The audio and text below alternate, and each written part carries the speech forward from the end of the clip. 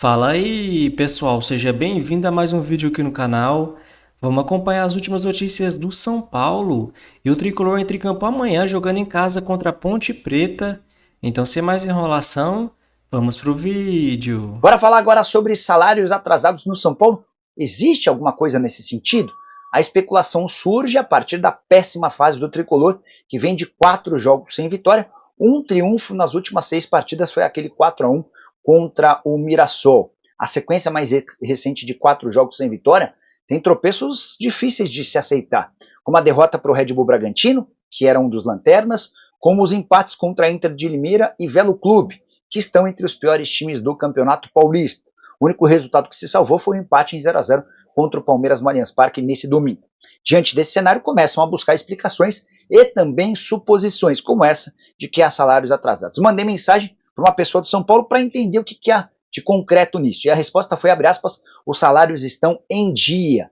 A única coisa pendente é uma premiação, mas já existe uma discussão com os líderes do elenco em relação à data para esse pagamento, fecha aspas. O Tricolor admite que deve prêmios do Campeonato Brasileiro do ano passado e que ainda não foram pagos por conta de uma enorme dificuldade com o fluxo de caixa, mas que assim que essa negociação for concretizada, o São Paulo se encarregará de fazer a quitação para zerar suas pendências com o elenco. Salários estão em dia. Direitos de imagem atrasaram com enorme frequência em 2024. Por direitos de imagem, entenda aquela parte que não é registrada em carteira e cuja incidência de impostos é menor. São Paulo segue com muitos problemas financeiros e hoje tem um elenco mais caro do que está previsto no seu orçamento. O Tricolor não pode, em 2025, ferir o orçamento sob o risco de perder aquele fundo de investimentos que pretende captar 240 milhões de reais no mercado. O São Paulo empatou. Parte da torcida não acha que está tudo tão bem assim. Tem gente vai falando, não, deveria jogar mais, né? Você vê que tem corneta, tem para todo lado. É um absurdo jogar tão pouco, uma vergonha e tal. O fato é que estancou a crise do lado são paulino. E, como a gente está vendo, de alguma forma, a nuvenzinha... É sobre isso que eu escrevo na minha coluna hoje aqui no site do Band Esportes. A nuvenzinha estava num CT, ela foi um pouquinho para o outro lado agora, né? Agora está mais do lado do Palmeiras com esse empate aí. O clássico tem esse poder, embora as semelhanças de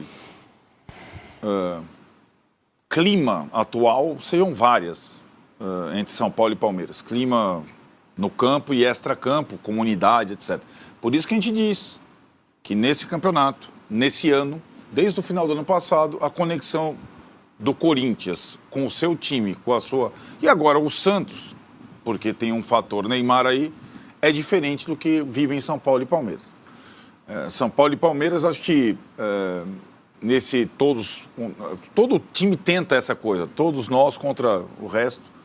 Tem várias coisas que vão além do campo, além do técnico, além dos jogadores para resolver e para tentar entrar na sintonia. Exemplo, o São Paulo que reclama com razão do gramado sintético, sempre, e deveria reclamar com mais ênfase, cedeu o campo dele para o show da Shakira, jogou em Brasília, não ganhou nenhum jogo e o campo está destruído para jogar quarta-feira contra a Ponte Preta, né?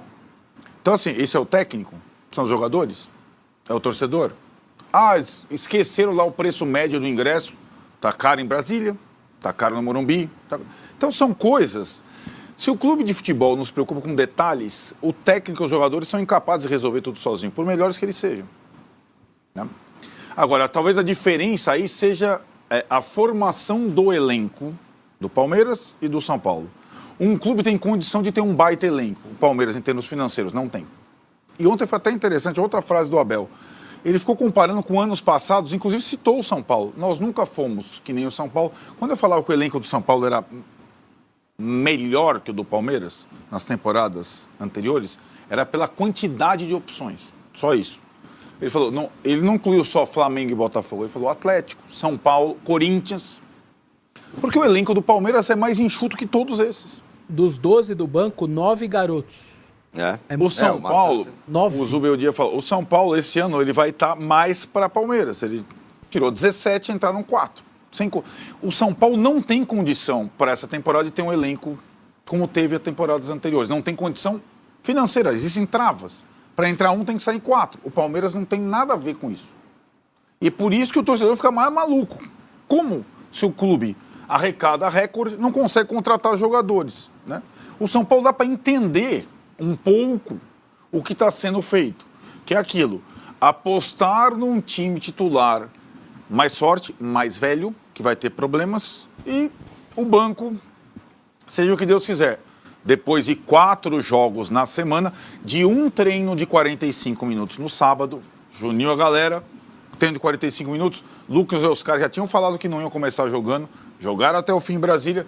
Vou formar com que eu tenho um time competitivo para encarar o Palmeiras, para não perder, para jogar a crise para o outro lado. E foi isso que o São Paulo fez, acho que ele cumpriu a regra desde a primeira dividida do jogo. Né? E aí, talvez, isso às vezes acontece no futebol, tenha uma alternativa para você jogar contra time forte fora de casa, num sistema que o torcedor do São Paulo entende muito bem. O Zubeldia reluta, usou no Allianz Parque no ano passado com sucesso. O Flaco Lopes, daquela vez, fez o gol. O Rafael falhou. Dessa vez o Rafael pegou. O Palmeiras sabe jogar contra times que se fecham porque o Palmeiras usa bem a bola aérea. Na bola parada, no lateral, no cruzamento de média distância. O Palmeiras sabe jogar, sobretudo no seu campo desse jeito. Foi assim que ele quase eliminou o Botafogo, naquela coisa, no Bumba Meu Boi do Gustavo Gomes. É difícil. E o Flaco Lopes é útil para Dedéu. Só que ele não é o Haaland. Jardel. Ou Jardel. Isso, Jardel melhor, porque o Jardel no jogo aéreo era insuperável. Ele não perdia o gol de cabeça. O Flaco Lopes às vezes perde. Né? Então, mas assim, ele nesse tipo de jogo, ele é útil e dá trabalho. Ele não vai buscar o Arboleda. Ele vai buscar sempre o mais baixo, o lateral. E está sempre bem colocado na área. E se ele tivesse um pouco mais de refino, ele não estaria jogando no Palmeiras, estaria jogando na Europa. Mas ele tem suas virtudes. A questão é que, o que o Marcinho está falando, o Palmeiras só tinha um plano A. E vai uma alteração, Marcos Rocha por Mike. E quando entra o Lucas, o Mike erra, o Lucas quase faz o gol que poderia dar a vitória ao São Paulo, o Everton faz uma defesa de goleiro de primeiro nível, porque a defesa do Rafael, a cabeçada, é difícil e tal. A defesa do Everton é muito mais difícil. É no cantinho, no canto-pé e tal, e ele vai buscar. Né? Na mesma hora o Abel tira o Mike, senão o Lucas ia matar o Mike e põe o Marcos Rocha. E o Marcos Rocha é um outro tipo de jogador. Marca melhor, tem um passe melhor. E ele tenta...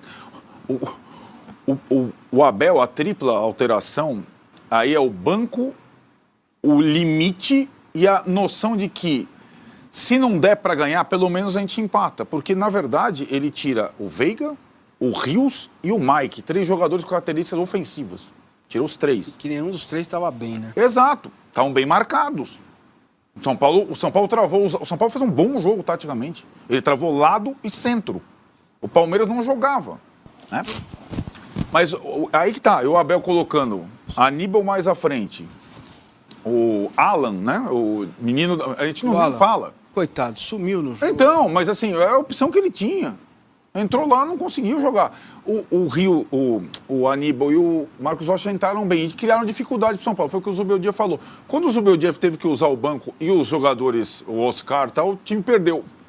Piorou o São Paulo. Piorou, porque o Luciano é um baita jogador de futebol. E o Luciano, até no sintético, ele joga bem. Ele sabe... Se você reparar nos detalhes desse jogo, por isso que o jogo é ruim, Vessone, porque o São Paulo e vários times não sabem jogar no sintético. O passe curto, ele vira passe rápido. A quantidade de trocas que o Palmeiras faz bem, porque é um jogo mais futsal. Se você esticar uma bola, o cara não vai chegar. O Caleri não vai chegar, o Enzo Dias não vai chegar. O passe, se não foi isso toda hora. O campo é diferente, de fato. O campo tem uma velocidade que o São Paulo não sabe jogar. Assim como jogar no buraco também é diferente. Sim, fica mais claro, lento. mas eu estou dizendo a velocidade do jogo. Sim. O Palmeiras sabe, o São Paulo não sabe. E quando o Oscar entra, o Lucas entra, a bola não chega. Não adianta você ter o espaço, e o Luciano sabe. O Luciano joga no asfalto, no buraco, no cimento, no Morumbi. Ele sabe jogar de acordo com o campo. E quando ele sai, o São Paulo perde o cara que... Achei que o Zubeldia foi muito inteligente. Foi. Colocar os dois... O 3-4-3, os dois no banco. Até poderia ter ganhado o jogo, poderia ter vencido o jogo. Por exemplo, se ele colocasse alguém com mais velocidade Então, mas na daí- vaga do André... Mas daí o Ferreirinha machucar. Aí você olha o Enfim, banco, ok, e o banco, é isso. você vai ver o banco. Ok. Né? tá, Tu vai ter os caras. O Luigi do São acho Paulo tava lá, tava o Ferreirão, o Rian. É isso, cara. Essas são as semelhanças, né? Você não tinha jogador, né? E acho que se você reparar, foi muito parecido com o jogo do Brasileiro. Em que ele lança o Lucas e o Luciano no final do jogo. Quase ganha, mas daí perde na bola. O Luciano é expulso naquele jogo. Aconteceu quase de novo, né? O Luciano vai dar um carrinho para a cobertura, é expulso, aí o Palmeiras vai para baixo no final com um a mais. Deu não sei quantos acréscimos, ganhou na última bola. Quase ganhou de novo. Mas acho que o Zubeldia fez o que dava para fazer em termos táticos para equilibrar. Agora, Tironi, ele é isso que ele falou depois do jogo. Aí tem uma diferença interessante nos discursos. Até porque ele é novo e não ganhou nada. Novo, recente no clube, como é o Abel. E não ganhou nada. O Zubeldia não delega a responsabilidade. Ele não fala, o Oscar e o Lucas não quiseram jogar aqui. Ele não fala não sei o que lá. Ele não fala que o elenco está curto. Ele não fala... É com ele. A história é com ele. E aí eu acho que... E também não tem ninguém para falar por ele. Né? Não tem nenhum diretor para falar do gramado, nenhum não sei o que, nada. Ele tem a alcunha que o Abel tem no Palmeiras sem ter estofo e lastro para isso. É ele quem fala pelo São Paulo. Né? E acho que o que acontece a partir dessa situação, classificação garantida matematicamente. E ele fala, o mínimo para o São Paulo, aí é diferente do discurso do Abel, o mínimo para o São Paulo era estar classificado a essa altura do campeonato. Né? E aí, na lista de tiques, tal, não machucou ninguém. O São Paulo tinha o histórico de 9 lesões no Allianz Parque, 9, de todo tipo de coisa. Então é quase um trauma. E ele tem uma outra situação sobre essa questão, a gente vai entrar na situação do gramado sintético, ou dos jogadores que não querem jogar, ou têm receio de jogar. Não é simples. O Lucas e o Oscar não querem, tão temerosos. E vai falar, então, aí o Calleri, eu vou. O Luciano, eu vou. Por que eles não vão e eu vou? Não é fácil para o treinador isso. Não é fácil. Então os caras não querem se machucar, eu posso me machucar? São questões que ficam todas nas costas do treinador. Agora, eu acho que ele é isso, Vessone, ele ticou várias coisas e talvez tenha ganhado alguma opção com um elenco mais enxuto para jogar taticamente de uma outra forma. E era outra crítica. O Zubeldia não varia. O cara já usou 3 zagueiros contra o Palmeiras, 3 centroavantes, 2 pontas com o Oscar no meio, 3 caras no meio do campo. Ele já fez de tudo. Os moleques entraram em alguns jogos. Ele já fez o tique do estadual. Miller, o que você tem a dizer sobre isso tudo que o Zubeldia falou? Olha, Michele, ele até certo ponto ele está certo, né? Ele tem um planejamento, né? Eu disse ontem no Mesa que o treinador estrangeiro, ele não tem o sentimento que tem um treinador brasileiro. Ele pensa diferente. Por isso que ele foi contratado. Por conta disso, né? O Lucas tem 33 anos, né? Vale o discurso do Neymar com o Lucas também.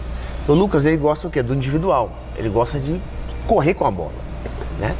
E jogando 2, 3 partidas seguidas, como fez o Lucas, por isso que ele poupou o Lucas, o clássico, e entrou no segundo tempo. Então tá certo, porque, lógico, é o melhor jogador do time. Se machuca o Lucas... Mas tinha que poupar no clássico. Então, isso que eu ia falar. Eu acho que ele tá certo de manter o plano, concordo com o Xará. Mas eu acho que o plano dele foi errado, porque lá em Brasília ele poderia ter poupado contra o Velo Clube. A gente até questionou. Pelo menos um deles, poupa um deles contra o Velo Clube para segurar para o clássico. Aí ele pouparia o jogador, descansaria, não teria essa sequência que ele falou de Brasília para justificar a não escalação para o clássico contra o Palmeiras. É que ele deu sorte de enfrentar um Palmeiras morto. Se ele pega um Palmeiras melhor, atropelaria o São Paulo no Allianz Parque, ia ficar ruim para ele. Aí ia ser questionado, ele ia ser cobrado, já estava pressionado, já estava na corda bamba. Será que então, o gramado ele se arriscou. prejudicou esse gramado sintético também? É a frescura também. Michele, a FIFA autoriza o gramado sintético. Só que no Mundial a FIFA proíbe gramado sintético. É uma contradição. É uma contradição. Você tá entendendo? Então eu acho que o treinador, repito, o treinador estrangeiro não está nem aí pro clássico. Não tem nada a ver com isso. Ele não sente, não é brasileiro. Tanto é que o Ramon Dias poupa titular no clássico, o Abel faz a mesma coisa. É outra visão. É outra visão que eles têm. Então é isso aí, pessoal. Vamos comentar sobre essas últimas notícias do São Paulo. E o Tricolor entra em campo amanhã, né, jogando em casa contra a Ponte Preta. E vai ser muito importante, né, pessoal, essa vitória aí, principalmente para o Zubeldia, que vem de 4 jogos sem vencer. Eu vi alguns comentaristas empolgados, né, pessoal, depois do empate do São Paulo contra o Palmeiras. Eu sinceramente não entendo. O São Paulo perdeu, né, para o Bragantino com um jogador a mais. Depois empatou contra a Inter de Limeira também com um jogador a mais. Depois tomou 3 gols do Velo Clube, né, naquele empate por 3-3. Depois empatou por 0-0 contra o Palmeiras. Por mais que é um resultado importante, principalmente para o Zubeldia, que fez uma boa escolha, né, pessoal? Jogou com 3 zagueiros. Por mais que eu não goste dessa escalação com 3 zagueiros jogando fora de casa é muito importante. Até porque jogar com esse quarteto fora de casa deixa muito espaço e é perigoso. Mas, na minha opinião, não é para tudo isso, né, pessoal? O São Paulo tem que tentar vencer a Ponte Preta, principalmente jogando em casa amanhã. E depois o São Bernardo, né, fora de casa, para jogar o primeiro mata-mata, né, pessoal? Mais tranquilo. É muito importante também o Zubeldia começar a dar mais oportunidades para esses jovens jogadores, como o Rian Francisco, né, o Ferreira. Não entendo até agora como que o São Paulo quer fechar uma parceria, né, com o empresário grego Ângelos Marinax, que deve investir mais de 600 milhões de reais na base do São Paulo, e tem um treinador que não gosta muito de utilizar a base. A gente viu o William Gomes sendo vendido por apenas 55 milhões de reais, o Moreira emprestado de graça, e o principal culpado disso é sim o Zubeldia, né, pessoal, porque não deu muitas oportunidades para esses jogadores. A gente viu agora o Mike, né, que fez uma ótima copinha, poderia ter sido mais aproveitado ali na lateral direita, já que o Cedric ficou quase uma temporada fora, né, pessoal? Tá retomando agora o seu ritmo de jogo. O Igor Vinícius vem muito mal. E mesmo assim, né, pessoal, o Zubeldia não dá muitas oportunidades para esses jogadores. Eu não entendo alguns comentaristas, né, que falam que o Zubeldia tá certo, que tem que dar tempo para os garotos e ir colocando aos poucos, para não perder a confiança. Eu já penso totalmente diferente. Eu acho que desse jeito que vai perder a confiança, né, pessoal? O Rian Francisco mesmo fez 2 gols de cavadinha na copinha. Depois entrou contra a Portuguesa, fez gol, né? Depois praticamente não entrou mais em campo. Aí entra faltando 20 minutos, 25 minutos para acabar o jogo. Aí os comentaristas já falam, aí viu, ele tá dando oportunidade sim, que não sei o quê. Eu simplesmente não entendo isso. E é muito importante para o São Paulo, né, revelar esses jogadores, utilizar um pouco no profissional para ganhar um pouco mais de valor, né, pessoal, e depois vender. Até porque o clube atravessa uma grande crise financeira e não tem jeito, né, pessoal? O São Paulo precisa disso. O São Paulo prevê fechar com superávit de mais de 44 milhões de reais esse ano, mas para isso precisa bater as metas, né, pessoal? Principalmente de vendas. O São Paulo espera, com essa aprovação do fundo de investimento, quitar suas dívidas bancárias e assim diminuir, né, os juros em quase 50%, ganhando fôlego financeiro. Então é muito importante, né, pessoal, revelar esses jogadores, já que o clube não pretende virar SAF nos próximos anos. Então precisa, né, pessoal, procurar essas outras vias para tentar se reestruturar. E depois de tomar o 3º cartão amarelo, o treinador Luiz Zubeldia não vai comandar o São Paulo, né, nesse jogo de amanhã contra a Ponte Preta no Morumbis. Zubeldia foi advertido pela 3ª vez neste Paulistão, ao reclamar de um lance de ataque do São Paulo no clássico contra o Palmeiras, neste domingo no Allianz Parque. Antes ele já havia recebido uma advertência verbal por sair, né, da área técnica. Sem Zubeldia, o tricolor deve ser comandado pelo auxiliar Max Cubeiras, né, nessa partida de amanhã. Agora, depois do jogo contra o Palmeiras, o São Paulo tem Alan Franco, Enzo Dias e Sabino pendurados com 2 cartões amarelos.